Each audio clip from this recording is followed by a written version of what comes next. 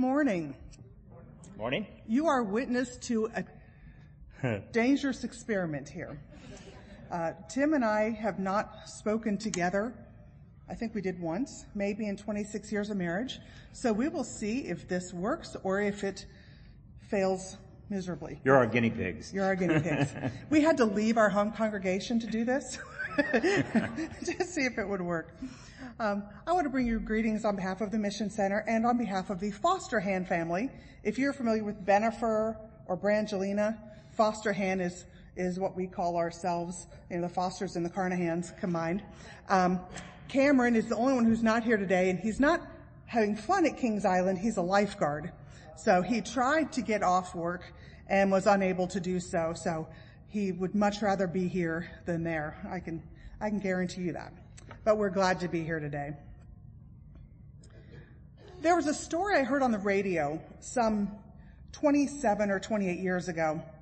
It was portrayed in the radio encounter as an actual event, but I actually think it's probably more likely a parable or an anecdotal account. The story purported to be about an impoverished Baltimore community. I lived in inner city Baltimore at the time in a 14-foot wide row home with neighbors right on the other sides of my wall, so you could hear a whole lot. We shared rats between our houses. It was in a community surrounded by tremendous poverty and need. And that's probably why the story resonated with me so much. So the story goes, a college professor had his sociology class go into a Baltimore neighborhood to get case histories on 200 boys in the community. And these students were asked to write a prediction of each boy's future. In every case, the outcome looked bleak. The children attended underperforming schools, and many were navigating poverty, racial barriers, and difficult home situations. Each evaluation came back the same. This kid hasn't got a chance. A number of years later, the same professor, or maybe it was another professor, who knows, this was a made-up story or a real story, I don't know, followed up on the earlier study to see what had happened to those 200 boys. A few had moved away or had died, but the vast majority of the remaining children had achieved some measure of success. Some were lawyers or doctors, or were otherwise employed in stable, meaningful professions. These men had exceeded all expectations for them. And the professor decided to follow up to see if he could suss out the cause of their success. He interviewed the men and asked each one, "Tell me what happened. Tell me your story. How did you get from there to here?" In each case, the men credited a teacher they had had in, I think it was first grade, maybe. The professor found the teacher, retired, but still living in the area. And he asked her how she had achieved such tremendous success with these students. It came down to one simple thing. She loved and believed in each one of them. And I picture what that might have looked like in the classroom, with the teacher affirming again and again that she expected each and every student to succeed. Looking around, there was perhaps not much evidence to support that. Some of her students were probably already struggling. Some had likely already started to believe certain negative things about themselves. I'm not smart. I don't belong here. I can't do this. I spent a very small amount of time subbing with first grade students many years ago in Fort Worth, Texas. And the number of kids in my school district there who were already identified as troublemakers who wouldn't succeed and who in turn believed that about themselves was surprising and heartbreaking. Nobody should ever give up on a 6-year-old. But in our story, The teacher didn't give up on any kids. She didn't adjust her expectations. She gave them challenging work, assuming that they were capable of doing it. She refused to define them by their current performance, either academic or behavioral. She noticed small progresses and she built on them. She kept saying in 100 different ways, "You matter, and I love you." And over time, something began to shift. Slowly, some of those students began to believe her. They started to try, to risk, to see themselves differently. Ask almost anyone about a turning point in their life, and they'll likely say, like the boys in this story, "There was someone who believed in me before I believed in myself." Maybe for you, it was a coach who continued to put you in the game even when you messed up. Or a parent who refused to let you settle for a lesser version of you when you were ready to give up on yourself. Or perhaps a youth leader who made sure you knew you mattered even when you weren't sure you belonged. So what does this story that may or may not have actually even happened have to do with the Romans? That's a fair question. Let's look at that. Our scripture today comes from Romans 4:13 to 25. But first we need to take a look back just a little bit to set the stage. In the beginning of Paul's letter, he says, "The righteousness of God has been revealed." The righteousness of God has been revealed. That's one of those churchy phrases that sounds really important, but it can be a little bit too holy for a lot of us to really relate to. So let's bring it down to earth just a little bit. The dictionary defines righteousness as being morally right or virtuous. But when Paul says righteousness, he's not talking about being a good person. He's just talking about being right. Imagine a courtroom at the time. Two people bring a case before a judge or the king. One person wins his case and the other one, of course, loses it. The winner is declared righteous. Not because he's victorious not because he's virtuous or morally superior. He could be just a jerk, but because he is shown to be right. So when Paul talks about the righteousness of God, he's saying that God is being shown to be right here, or that God is faithful to what God is promising. Paul goes on in chapter 3, that all have sinned and all have fallen short. And that if we rely on the law, no one will be justified. Justified, that's another one of those churchified words that just means our relationship with God is set right. Not because we've gotten everything right, but because God has made things right. In other words, God proves that God is faithful, and we are brought into right relationship because of it. Let's be honest. None of us always lives the way that we're supposed to. We know what is right, but we still do wrong things. It says so in Paul's letter. Ultimately, no one is able to live up to what they are supposed to do all the time. Everybody screws up sometimes. But Paul goes on to say something even more important in chapter 3. God's righteousness has been revealed apart from the law. God's righteousness has been revealed apart from the law. All have sinned and all fall short, but we are justified, made right, by God's grace through Jesus Christ, whom God put forward to show God's righteousness or rightness. And that brings us to today's scripture, Romans 4:13 to 25. At this point, Paul does something very intentional. He doesn't argue abstract ideas. He just tells us a story. He goes back and he tells the story of Abraham.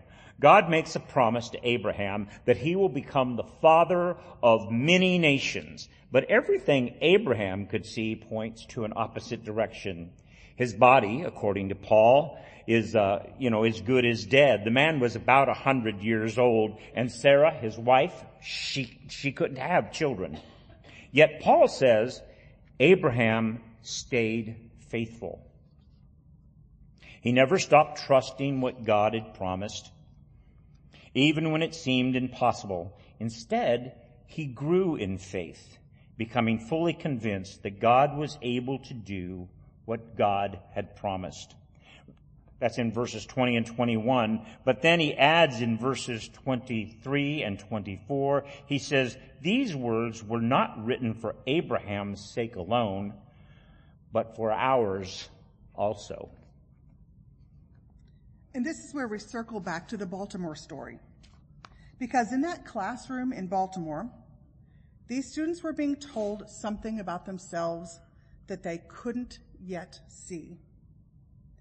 There wasn't much evidence at the time. Their circumstances didn't support it. Their past didn't point to it. But over time, some of them began to believe it, and as they did, something started to change. That's not exactly the same as Abraham's story. It's a very loose analogy, but it points to something similar. Abraham was standing in that space between what is visible and what has been promised. And Paul says that's where faith lives.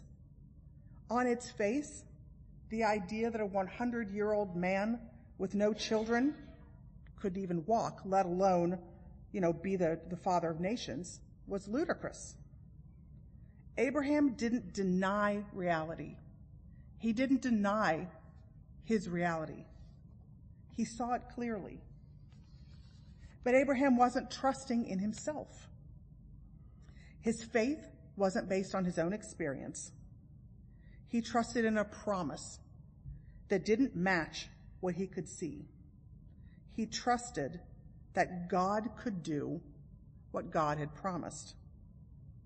And over time, Paul says, he did not weaken in faith. He continued to trust what God had promised. He grew strong in his faith, becoming fully convinced that God was able to do what God had promised. Again, this is where Paul makes it personal. He wasn't just writing about Abraham. He was writing for us. Many of you know that Kristen and I are pretty involved in youth and young adult ministries, but it's been a primary focus of both of our lives since, long before we have actually even met. But I have to admit that for the last several years, as our boys have gotten older, that focus has grown exponentially. As I have become consumed with the desire that somehow this church, the community of Christ, would have the same depth of meaning for my boys that it has for me. That they would love the church the way I love the church. But when you think about the trends in church today, it would be presumptuous of me to assume that that would be the case. I have 4 siblings. Out of the 5 of us, only 2 of us are still actively involved in the church. And none of their kids are involved in the church at all. Most of us in this church have said goodbye to more friends than we've actually welcomed in. The truth is, churches across Christianity have struggled to connect with younger generations for a very long time. That's been going on for decades, so it shouldn't shock anyone today that most churches are seeing fewer young adults, fewer young families, and fewer new faces than ever before. There's book after book written about this, study after study, that explain this phenomena. I've read a bunch of them, and I know some of you have too. They all explain why, but none of them know how to fix it. And yet, against all hope and without any evidence, these authors cling faithfully to the promise, knowing that God's people, the church, will always exist, while acknowledging that we have no idea what that's going to look like. I have to admit that, at least for me, that has been a pretty depressing prospect. But I've got to tell you that against all odds and without any evidence, I find myself clinging to that same promise of hope. Look at some of the things that Kristen and I have witnessed just in the last year or so. We were able to lay our hands together, lay our hands on our son's head, and ordain him as a priest in the church. I didn't mean to do that. One young man whose affiliation with the church is through his grandfather. His only affiliation through the church is through his grandfather. He spent about 3 years experiencing community both at camp and spec. He was introduced to what it means to live live life by the enduring principles, and he was absolutely bathed in the love of Jesus Christ. On a phone call just a couple of days ago, Kristen and I heard him refer to Community of Christ as his church for the first time, or at least for the first time that we had ever heard it. A far cry from the first time that he attended camp, when he was asking questions like, what does your church believe about this or that? Another young man came to spec through a friend, and camp through a friend, and he experienced that same community of love. We reconnected with him through the young adult retreats a couple of years after he had graduated. I want you to listen to a post. Sorry, this is going to happen again. I want you to listen to a part of post that he made on Instagram after that young adult retreat. He writes, "An amazing experience. This place is where memories are made at every turn.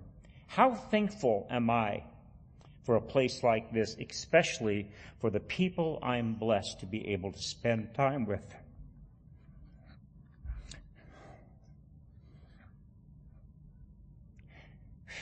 An amazing place with amazing people.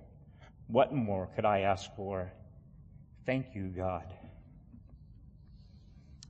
Both of these young men will be participating in a training program, in a leadership training program at camp this summer. How cool is that? So now I have to get tears out of my eyes so I can read. That was not in the script, by the way. Sorry. So let's put Abraham's promise in today's terms. It's like being told you have a comfortable future when money is tight and you're just trying to get through the work. Or being told that you'll be successful when nobody in your immediate world has ever shown you what that might look like. Or being told that you matter when you spend most of your energy just trying to figure out how you're going to get through the crap in your life that nobody else sees. Or yes, the church will continue to be just important to your sons and their friends as it is for you, even though there's overwhelming evidence to the contrary. So the question for us is, what does it look like to grow in that kind of faith? Okay, this is where you guys get to do a little bit of work. Timothy has passed out to you a wooden nickel. On one side of the nickel it says, "What I see," and on the other side of the nickel it says, "What God promises," or what God promises. Think about what you see in your life right now. What is one thing in your life that feels really hard? Take a moment and give it some real thought. And in your mind, in print or in bed on the side that says what I see into that nickel. It might be something like, I'm not enough. Or everyone else has their life figured out except for me. I'm behind already. This relationship isn't what I wanted it to be. Nothing changes no matter how hard I try. Whatever you see in your present reality, just mentally put it into this coin.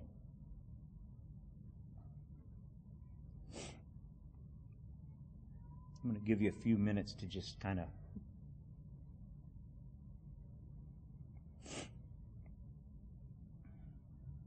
okay, you got it? Now flip your coin over. What God promises. It could be something like this. I am with you. You are loved right now, not someday. You are called even though you can't yet see how. God is still working. God brings life out of what feels dead. Now take some time and imprint whatever promise you hold in faith right now on the other side of that coin.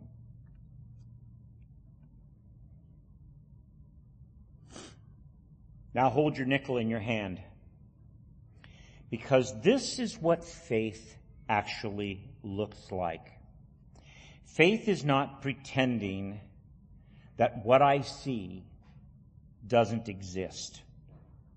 Paul says Abraham considered his reality, but he chose which side would define him. And this is the key. Faith is not ignoring reality, but it's choosing which voice defines what is true. Abraham didn't deny his situation. He didn't pretend he was 40 years old and fit. But he refused to let his situation define what was ultimately true. This shows up in real life more than we think. For some of you, maybe you didn't get into the school you planned on, and now you don't know what to do. Or you look around at your life and you feel like everybody else is ahead of you. Or you walk into spaces and feel like you don't belong. Maybe for others, you're in a dead-end job and you feel stuck. You're trying to make decisions and you just don't know what to do.